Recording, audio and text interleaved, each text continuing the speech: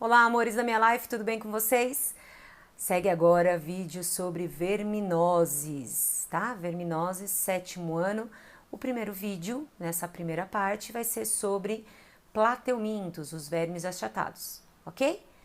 Estudem e bom vídeo! Bom, pessoal, então vamos lá. Revisão de verminoses, tá? Para o 7º ano. Lembrando, então, que esse daqui é para o plateumintos, tá?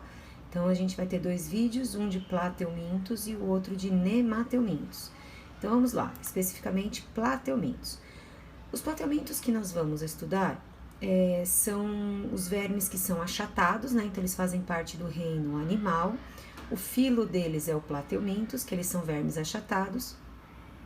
E dentro desse grupo, desse filo, nós vamos estudar planárias, tênia e o esquistossomo. Existem outros vermes plateumintos? Sim, existem. Porém, para nossas aulas, apenas esses três aqui do 7º ano, apenas esses três são necessários, ok? Vamos lá, então. Os plateumintos, né, as planárias. As planárias, elas são seres hermafroditas, ou seja, possuem o sexo feminino e masculino dentro do mesmo corpo, tá? As planárias, elas são de vida livre, ou seja, elas não são parasitas, elas não causam doenças aos seres humanos. A reprodução das planárias é sexuada, sendo que elas têm fecundação cruzada, ou seja, uma planária doa o espermatozoide para uma e a outra doa o espermatozoide para outra. Então, as duas saem grávidas após a fecundação. Ou ainda, que essa é a parte mais interessante das planárias, que deixam os cientistas maravilhados, é que as planárias, elas fazem a reprodução assexuada por regeneração, ou seja, elas conseguem se transformar em novas planárias a partir de cortes feitos em seu corpo, que é uma coisa muito singular na natureza, tá? Não é uma coisa comum na natureza. Então, tá aqui a carinha da planária, certo? Ela é achatada, é um verme simples. Aqui, ó, dá pra gente ver os olhos primitivos dela, que aí, como não tem uma estrutura chamada de olho, a gente chama de oocelo, certo? E essa daqui é a nossa planária. Aqui tem a reprodução da planária, né? Então, a reprodução sexuada. Então, o que acontece, ó? Duas planárias se encontram no ambiente, elas encostam aqui a parte de trás do seu corpo e aqui elas fazem a troca de espermatozoide. Então, o espermatozoide dessa vem para essa e o espermatozoide dessa vem para essa, tá? Após essa reprodução, as duas saem grávidas, por isso que nós falamos que elas são hermafroditas com fecundação cruzada, elas não fazem a autofecundação, elas precisam de dois indivíduos para se fecundar. E após elas estarem grávidas, elas botam essa cápsula presas a algum substrato da natureza e dessas cápsulas saem as planárias jovens, ok? Então, essa é a reprodução sexuada das planárias. E a parte interessante é justamente essa daqui, onde nós temos a reprodução por regeneração, reprodução assexuada.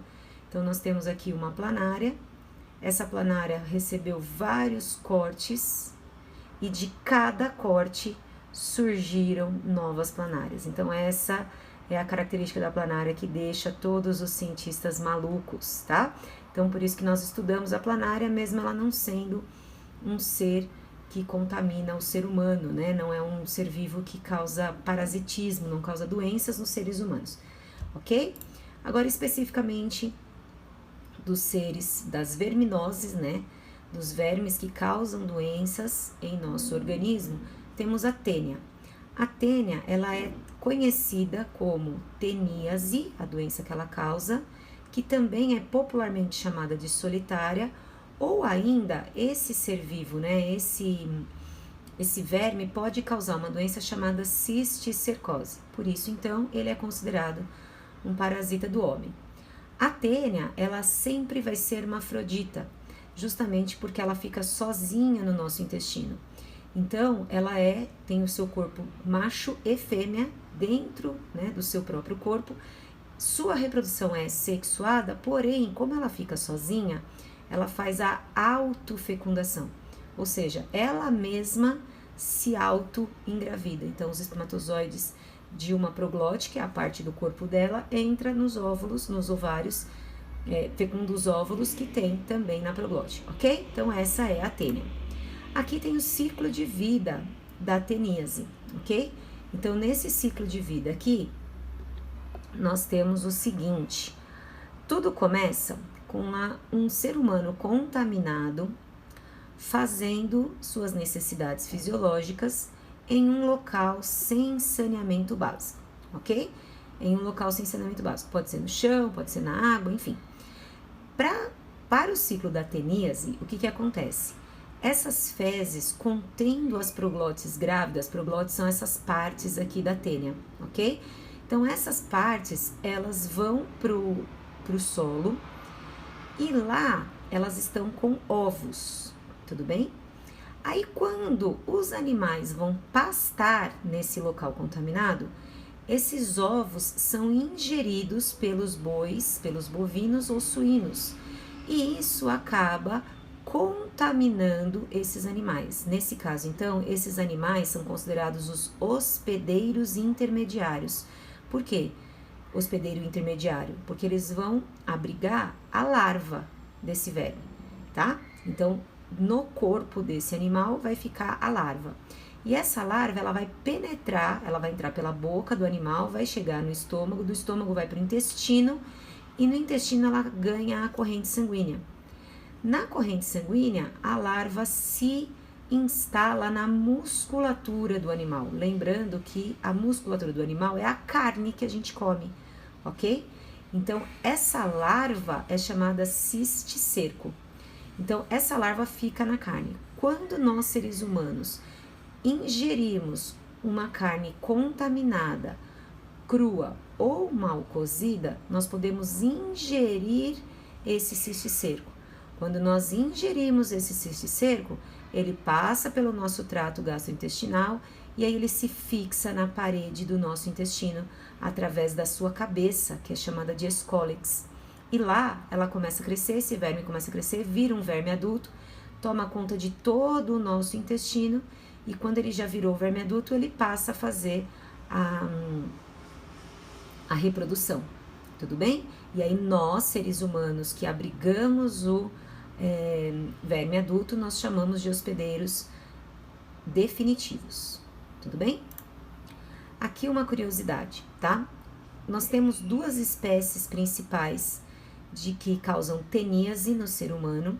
Uma espécie é a Taenia solium e a outra é a Taenia saginata. A Taenia solium, ela contamina apenas a carne de porco. E a Taenia saginata, ela contamina apenas a carne de boi, tá? Então, se você ingerir carne de boi mal cozida, você pode pegar a Taenia saginata. Se você ingerir a carne de porco mal cozida, você pode pegar a Taenia solium, ok? Uma dica, eu sempre costumo dizer para meus alunos assim, ó, solium suíno, SS. Se colocar, se esquecer desse SS, a gente ainda tem uma. A palavra solium, ela tem 6 letras e suíno tem apenas 5. Já a palavra saginata tem 8 letras e a palavra bovino tem 6. Então, palavra maior com a espécie maior, palavra menor com a espécie menor, ok?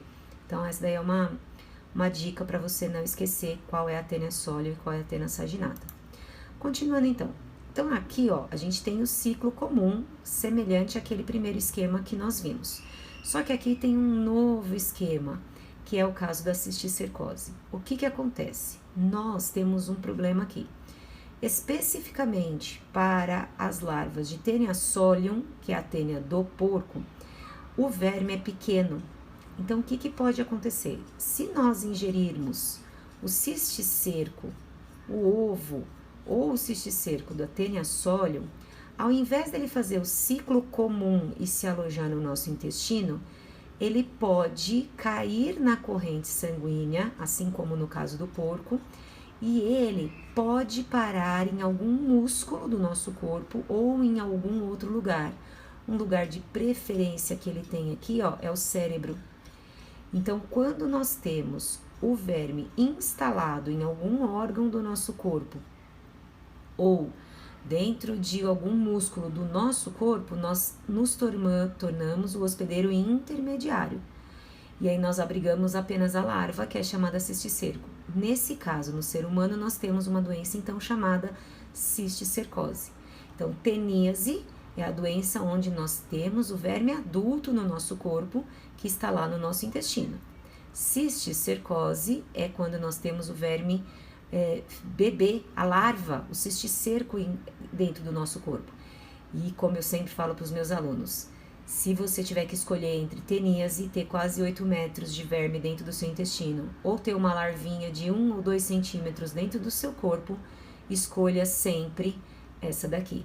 Essa daqui é a maneira tradicional. Teníase, você toma o remédio e o vermífugo, você mata esse verme. Só que a cisticercose, se você tiver com cisticercose, você também pode tomar um vermífugo. Porém, até ela ser descoberta, ela vai comendo partes do seu corpo até você descobrir o que você tem uma verminose, pode ser que você fique com sequelas pro resto da sua vida, ok? Então, essa é a diferença de cisticercose e teníase. Continuando então, aqui só para ilustrar, é uma carne bovina, tá? Aqui é o interior de um coração bovino, e nós temos aqui, ó, um coração bovino contaminado com cisticercose, e aqui também uma carne bovina com cisticercose, só para vocês terem essa ilustração. Prevenção da teníase é simples. Primeiro de tudo, saneamento básico, certo? Para nós não termos pessoas defecando em locais inapropriados. Nós temos que ter frigoríficos seguros, ou seja, a carne que nós consumimos, ela deve ser proveniente de um local seguro, de um local confiável, né? Geralmente ele tem o selo do Ministério da Agricultura, enfim. Perigoso nós comermos carne de locais que não são seguros, tá? E para evitar, sempre carne bovina ou suína, sempre bem cozida, sempre bem passada, sempre bem assada, para que nós não tenhamos problemas com esse danadinho aí do cisticerco, né, no caso para causar cisticercose ou a teníase, ok? Continuando então, a última parte de plateumintos, nós temos o esquistossomo. O esquistossomo é outro ser da espécie plateuminto, ou seja, plateumintos vermes achatados, só que eles são um pouco mais evoluídos, então eles já são divididos em macho e fêmea, eles são dioicos. Então nós não temos mais seres hermafroditas no esquistossomo. E temos apenas macho e fêmea. Então, nesse caso, reprodução sexuada e sempre com fecundação cruzada. O macho libera os espermatozoides para a fêmea, ok? Nesse caso, o esquistossomo também é um parasita do homem. A doença que ele causa é a esquistossomose, também conhecida como barriga d'água. O agente causador dessa doença é o Schistosoma mansoni, ok? Vamos lá então, como que é o ciclo de vida dessa doença esquistossomose? Também começa com uma pessoa defecando em local inapropriado, certo? Então, alguém contaminado libera suas fezes em local inapropriado, que é onde não devemos ter, né? Devemos ter saneamento básico. E essas fezes, com os ovos do esquistossomo, ele chega na água, geralmente água doce nesse caso, ok? Quando entra na água doce, esse ovo que está com o embrião, ele eclode, ou seja, ele abre e libera uma primeira larva, que é o estágio embrionário desse verme, que é chamado miracídio, ok? Então, uma pessoa contaminada, defecou em local inapropriado, o ovo contamina a água, esse ovo fica na água viável de 2 a 5 dias, aí ele abre e se transforma em miracídio. Esse miracídio, que é esse embrião, ele precisa entrar no corpo de um caramujo, certo? O caramujo é esse ser aqui, parecido com um caracol, que fica na água, ok? E dentro desse caramujo, ele faz uma transformação. Ele se transforma de miracídio, que é o primeiro estágio da larva, em cercária, que é o segundo estágio da larva. Então, essa cercária se transforma dentro do caramujo.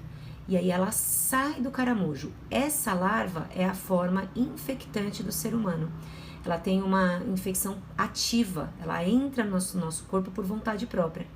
Então, ela fica viva na água, cerca de 1 a 3 dias, e se alguém entrar nessa água contaminada, essas cercárias se aproximam, porque elas têm esse estímulo do sangue quente do ser humano, e elas penetram na pele do ser humano, causando muita coceira, ok? Então, dessa maneira, a gente consegue ter a contaminação dos seres humanos aí. Nesse caso aqui, ó, nós temos o verme adulto, tá? Esse grande aqui achatado é o macho e a fêmea fica dentro do corpo do macho, tá? Então, a fêmea é essa, ela é mais alongada e ela é mais comprida que o macho. Aqui nessa foto parece que ela é menor, mas ela tá ou abandonando o corpo do macho ou entrando no corpo do macho para cruzar, ok?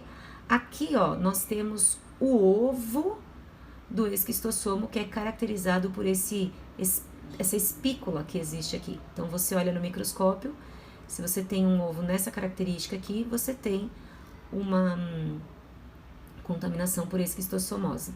E aqui é também uma visão microscópica da cercária, que é a larva contaminante do nosso organismo, ok? Deixa eu só ajustar aqui o meu tripé, que está adaptado também. Prometo que os meus vídeos seguintes serão melhores, ok, amores? Vamos lá, então. E aí, a prevenção da esquistossomose. Prevenção da esquistossomose nós temos saneamento básico, ok? Nunca, jamais, em tempo algum, entrar em água contaminada com caramujo. Por quê? Porque se você tiver a presença de ovos nessa água de esquistossomo, ele chega aqui e entra no caramujo, conforme nós vimos no outro esquema, certo? Então, você não deve entrar em água que tem o caramujo. Outra coisa que também nós devemos fazer é se você vai em algum lugar e as pessoas dizem, ah, essa água é água de coceira. Nós também não devemos entrar nessa água, porque geralmente tem cercária nessa água. E quando elas penetram na nossa pele, elas causam muita coceira. Então, fica tradicionalmente conhecido como água de coceira, tá? Então, nós não devemos entrar.